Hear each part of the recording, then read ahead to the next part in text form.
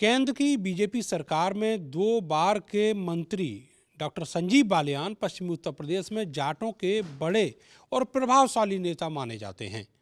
लेकिन अब धीरे धीरे करके उनके प्रभाव को खत्म किया जा रहा है। वजह वजह यह है कि 2024 के लोकसभा चुनाव में बीजेपी की अंदरूनी कलह के चलते वो चुनाव हार गए। उसके बाद से उनकी ताकत खत्म की जा रही है। पिछले दिनों उनकी जो सिक्योरिटी थी वो एकाएक पुलिस ने हटा ली। उसकी वजह ये थी कि संजीव बालियान अपने ही इलाके के एक गांव में गए थे, जहां पर एक मंदिर की ज़मीन को लेकर विवाद था और वहां पर उन्होंने पुलिस की कार्यशैली को लेकर सवाल खड़े किए। वहां जो पुलिस के अधिकारी पहुंचे थे उनके ऊपर भी उन्होंने बहुत सारे सवाल दागे, जिसकी वजह से मुजफ्फरनगर के पुलिस अफसर नाराज हो गए और उनकी सिक्योरिटी तत्काल प्रभाव से हटा ली गई। डॉक्टर संजीव बालियान ने इस मामले में मुख्यमंत्री योगी आदित्यनाथ को भी चिट्ठी लिखी, लेकिन अभी तक उसका कोई रिएक्शन सरकार की ओर से देखने को नहीं मिला है। अब पूरा पश्चिमी उत्तर प्रदेश और यहाँ रहने वाले जाट समाज के लोग अब ये मान रहे हैं कि धीरे धीरे करके बीजेपी उनके प्रभाव को जमींदोज कर रही है और संजीव बालियान का जो अपमान हुआ है उसको अपने अस्तित्व और प्रतिष्ठा से लगाकर उससे जोड़कर देख रही है। अब जो जाट समाज के अलग अलग संगठन हैं वो इस मुद्दे को लेकर सड़क पर उतरने वाले हैं। मीटिंग्स चल रही हैं, लगातार मीटिंग्स चल रही हैं। उस गांव में भी अगले कुछ दिनों में एक बड़ी महापंचायत होने वाली है जहां पर ये पूरा विवाद हुआ। मेरे साथ जाट समाज के संगठन से जुड़े हुए जो अध्यक्ष हैं रोहित जाखड़ जी, वो मौजूद हैं। रोहित जी, ये जो पूरा मामला है ये डॉक्टर संजीव बालियान के साथ हुआ, तो फिर इसको पूरे जाट समाज का अपमान कैसे कहते हैं? देखिए, पहले तो मैं समस्त भारत समाचार की टीम को मकर संक्रांति का पर्व अभी एक दिन पहले गुजरा है उसकी बधाई देता हूँ। वो किसानों का पर्व है समस्त देश में। इस प्रकरण की बात रही, ये प्रकरण जाट समाज से क्यों ताल्लुक़ रखता है? ये ताल्लुक़ इसलिए रखता है कि भारतीय जनता पार्टी के लिए संजीव बालियान एक बहुत कद्दावर जाट नेता थे, जैसा कि पिछली 2 सरकारों में देखा गया। और जिन हालात में ये फैसला सुरक्षा हटाने का या अपमानित करने का लिया गया है, ये दर्शाता है कि देश में जाट समाज को, चाहे वो उत्तर प्रदेश के सापेक्ष हो, राजस्थान के सापेक्ष हो, पंजाब हरियाणा के सापेक्ष हो, जो विपक्ष में जाट नेता थे उनका तो महत्वता और दमन और शोषण किया ही जा रहा था। लेकिन अब देखने को महसूस हो रहा है कि भारतीय जनता पार्टी के अंदर भी जो कद्दावर जाट समाज की आवाज़ कभी कभी उठाने का कार्य करते थे, हालांकि अपनी मर्यादा में रह के, उन लोगों को भी इर्रेलेवेंट किया जा रहा है। उसकी एक बानगी संजीव बालियान की सुरक्षा को हटाना भी है, या संजीव बालियान की महत्ता को भारतीय जनता पार्टी संगठन में या क्षेत्र में एक संदेश देना भी है। अगर 6 महीने से सुरक्षा चल रही थी, वो 6 महीने से पूर्व सांसद, पूर्व मंत्री है, 8 महीने से सुरक्षा 8 महीने से लगभग, तो 8 महीने से जब सुरक्षा चल रही थी तो किस कायदे कानून से चल रही थी? और एकाएक अगर कायदे कानून से चल रही है और कायदे से फैसला लिया गया है, तो ऐसे समस्त पश्चिम उत्तर प्रदेश में बहुत से ऐसे नेता हैं, ना तो वो किसी संवैधानिक पद पे हैं, वो पूर्व मंत्री, पूर्व विधायक हैं, फिर उन्हें किस लिहाज से सुरक्षा दी गई है? संगठन के बहुत सारे नेता हैं जिनको सुरक्षा है। संगठन, मैं वही कह रहा हूँ, संगठन के बहुत सारे नेता हैं। उत्तर प्रदेश सहित समस्त देश में ऐसे बहुत से नेता हैं जो किसी संवैधानिक पद पे नहीं है और साधारण है, लेकिन फिर भी उन्हें सुरक्षा दी गई है।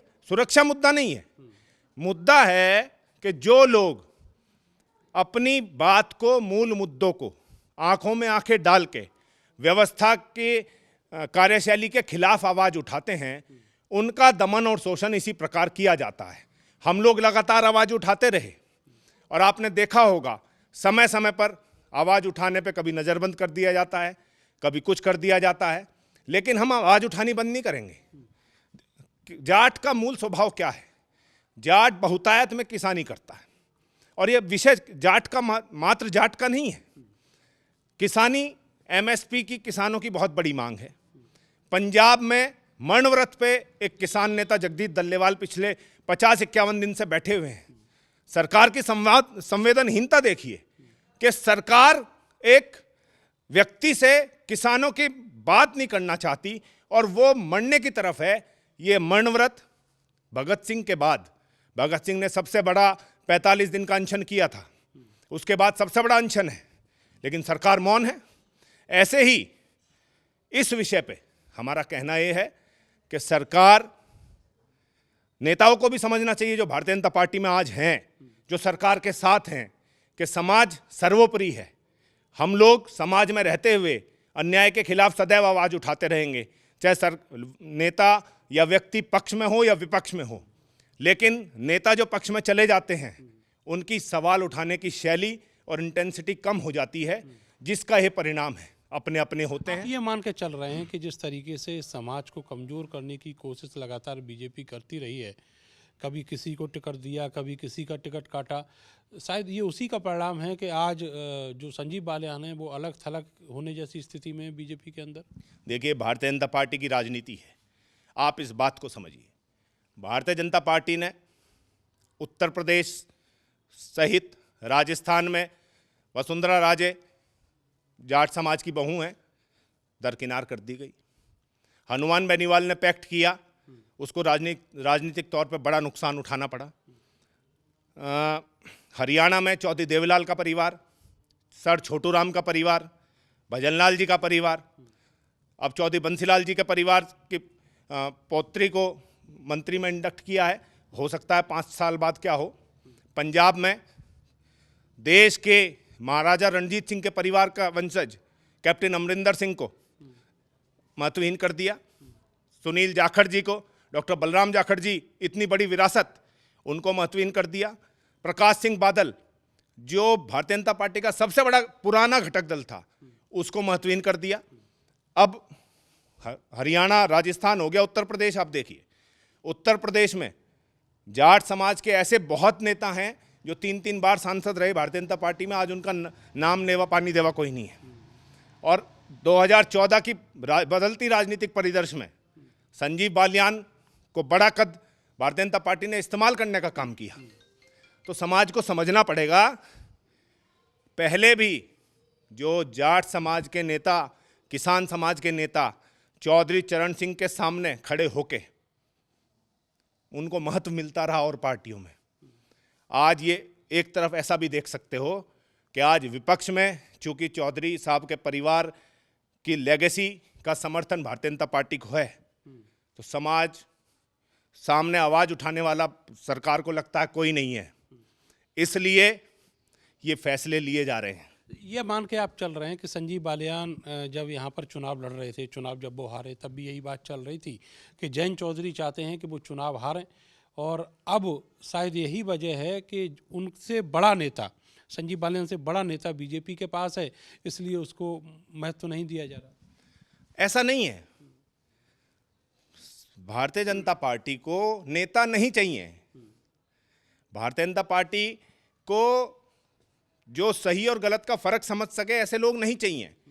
भारतीय जनता पार्टी में वो लोग चलेंगे जैसा उनके कार्यशैली से प्रतीत होता है, जो लोग जो खाता ना बही, जो मोदी कह दे वो सही। और ये कोई चौधरी चरण सिंह की विरासत से कोई कंपटीशन नहीं है। चौधरी चरण सिंह की हो सकता है उत्तराधिकारी, उनकी लेगेसी को संभालने वाले लोग आज सत्ता के साथ हों, लेकिन चौधरी चरण सिंह जी के अनुयायी घर घर में, ढाणी ढाणी में हैं।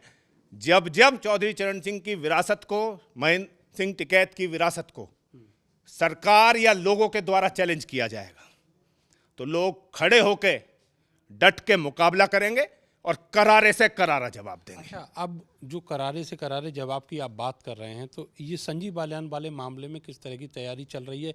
क्या करारा जवाब देना चाहते हैं? हम लोग समाज में एक संदेश देना चाहते हैं कि समाज को समझना चाहिए, अपनी राजनीतिक विचारधारा भिन्न हो सकती है, हमारी भी भिन्न है, लेकिन समाज, जाट, जो व्यक्ति जाट समाज में पैदा हुआ है, उसके लिए समस्त जाट सिख हो, जट सिख हो, ईसाई सिख, ईसाई जाट हो, मोड़ा जाट हो, सब लोग एक हैं। हमें एकजुटता से इकट्ठा रहना चाहिए और अपने लोगों को ताकत देनी चाहिए। अब आपका प्रतिनिधित्व करने वाले लोग अगर कमज़ोर होंगे, अगर वो अपनी कार्यशैली को कमज़ोर दर्शाएंगे, तो उसका परिणाम यही होगा जो हो रहा है। अच्छा, क्या संजीव बालियान को ताकत देने के लिए आप सरकार के खिलाफ सड़क पर भी उतरेंगे? हम अन्याय के खिलाफ खड़े होंगे। संजीव बालियान के साथ जो हो रहा है, इसको हम महसूस कर रहे हैं। हर जाट, मैंने कद्दावर जाट नेताओं के नाम गिनाए हैं आपको। ये संजीव बालियान तो संगठन में है। अब संगठन में भी बात करें तो कैप्टन अमरिंदर सिंह ने भाजपा ज्वाइन करी, उनको इररिलेवेंट कर दिया। सुनील जाखड़ जी ने भाजपा ज्वाइन करी, उनको इररिलेवेंट कर दिया। क्या उनमें इतनी कॉम्पिटेंसी नहीं कि वो किसी संवैधानिक पद पे आ सकें? लेकिन भारतीय जनता पार्टी ऐसा नहीं चाहती। वसुंधरा राजे, चूंकि वो समाज की समय समय पर बात उठाती थी, इसलिए उसको प्रतिनिधित्व नहीं दिया। तो ऐसा ही हनुमान बेनीवाल, चूंकि भले ही वो घटक दल रहा हो, लेकिन उसने समाज की आवाज उठाई। इसी का परिणाम है कि उसको अलग होना पड़ा। ऐसे ही आज पुनः समाज ऐसे दो राह पे है। चौधरी चरण सिंह जी ने हमें भूमिहीन किसानों को जमीन देने का काम किया। वो केवल जाट समाज के लोग नहीं थे, वो तो सभी लोग थे। समस्त वर्ग के लोगों को जमीन मिली थी। समस्त किसानों को इकट्ठा होना पड़ेगा, और किसान जब तक इकट्ठे नहीं होंगे तो जो मार्शल कौम है, जो सवाल उठाना जानती है, वो चाहे महाराष्ट्र में मराठा हो, उसका दमन होगा, गुजरात में पटेल हो, उसका दमन होगा, राजस्थान में जाट हो, उसका दमन होगा, पंजाब में सिख जट हो, वो आइसोलेट कर दिए। लोग 50-50 दिन से मरनव्रत धरने पे हैं। अच्छा, मेरा सवाल यह है कि कौन कौन से संगठन हैं जो अब संजीव बालियान के लिए खड़े हो रहे हैं? समस्त संगठन, देखिए, जाट का मूल चरित्र है अन्याय के खिलाफ लड़ना। आज संजीव बालियान की बात है, निश्चित संजीव बालियान के साथ है। कल टिकैत साहब के साथ कोई बात थी तो टिकैत साहब के साथ थे। बात संजीव बालियान की नहीं, बात है आत्मसम्मान पर कुठाराघात करना। मेरा एक और आखिरी सवाल आपसे ये है कि अभी राकेश टिकैत ने मेरठ में ही ये कहा कि जो जाट और जाट के अलावा जितनी भी वेस्टर्न यूपी में प्रभावशाली जातियां हैं, उनको बीजेपी धीरे धीरे करके और कमज़ोर कर रही है, और वो बाकायदा एक साजिश है। बिल्कुल है, मैं आपको बता रहा हूँ। केवल पश्चिम उत्तर प्रदेश में नहीं है। आप महाराष्ट्र से शुरू हो, आप कर्नाटक से शुरू हो, आप हर इस प्रदेश में जब ताकतवर और प्रभावशाली जाति जो अन्याय के खिलाफ लड़ना जानती है, नेतृत्व क्षमता है, वो लोग सब नेतृत्वहीन होते जा रहे हैं। फिर आखिर ऐसी क्या मजबूरी है कि साहब आप सत्ता के साथ या बीजेपी के साथ जरूर जाएंगे? हम बीजेपी के साथ कभी नहीं जाते। हम लोग मुद्दों के साथ लड़ते हैं, आज भी लड़ रहे हैं। हम बीजेपी के साथ पैक्ट हुआ, हम जिस दल में थे, हमने पार्टी छोड़ दी। क्योंकि हमारे मुद्दे कोई रिजॉल्व नहीं किए गए। अब अभी दिल्ली का चुनाव चल रहा है। दिल्ली के चुनाव में जाट आरक्षण की चर्चा हुई। परवेश वर्मा को फ्रंट लीड पे भारतीय जनता पार्टी ने आज ले रखा है, क्योंकि 17% जाट है वहाँ। लेकिन आपको सुन के ताज्जुब होगा, 2014 से लेके और आज 2025 आ गया, नरेंद्र मोदी जी ने जाट समाज के प्रमुख लोगों के साथ मीटिंग करी। अमित शाह जी ने जाट समाज के प्रमुख लोगों के साथ 17 में मीटिंग करी, 19 में मीटिंग करी, 22 में करी। और एक मीटिंग में तो अमित शाह जी ने कहा मेरी मूंछ का बाल समाज पे गिरवी है, मैं इस आरक्षण को करा के दूंगा। कहाँ है जाट आरक्षण? बात है कि मुद्दे समाज को साथ लगातार वादा खिलाफी की जा रही है। अब किसानी का विषय है। किसान समस्त वर्ग किसान है, समस्त जातीय किसान है, लेकिन जाट अग्रणी भूमिका में आके उसमें लड़ता है। एमएसपी महत्वपूर्ण मुद्दा है देश का, सुप्रीम कोर्ट भी मॉनिटर कर रहा है, लेकिन एक व्यक्ति मरणोव्रत पे है और 111 किसान कल से धरने पर बैठ गए हैं उसकी सॉलिडारिटी में। क्या सरकार लोगों को ऐसी मरने देगी? विदेशों में सरकार एक एक आदमी की जान के लिए सब कुछ दांव पे लगा देती हैं। आज एक बुजुर्ग व्यक्ति 50-51 दिन से धरने पे बैठा है, वो चुप है क्योंकि वो जट सिख है या किसान है। तो सरकार को तय करना पड़ेगा कि अन्नदाता कहने वाली सरकार अन्नदाता का दमन और शोषण किस प्रकार करती है कि वो गांधीवादी तरीके से आंदोलन करने पर भी पाबंदी लगाने पे आतुर है, दमन और लठ तंत्र का संपूर्ण इस्तेमाल कर रही है। बहुत शुक्रिया हमसे बात करने का। तो सरकार जो है वो लठ तंत्र का इस्तेमाल कर रही है और सरकार को ये समझना होगा कि वो जाटों की, चाहे वो किसी भी प्रांत का जाट हो, उसकी अनदेखी नहीं कर सकती, क्योंकि चाहे संजीव बालियान हो, चाहे पश्चिमी उत्तर प्रदेश के और भी नेता हों जो जाट समुदाय से आते हैं, उनके साथ हमेशा जो समाज है वो खड़ा रहा है। और एक बार फिर से संजीव बालियान के साथ पूरा जाट समाज खड़ा हुआ है और आगे आने वाले दिनों में जो एक्टिविटी है ये इस सड़कों पे, गांव की चौपालों पे, महापंचायतों के रूप में दिखाई देगी। कैमरा सहयोगी सानू के साथ मैं नरेंद्र, भारत समाचार, मेरठ।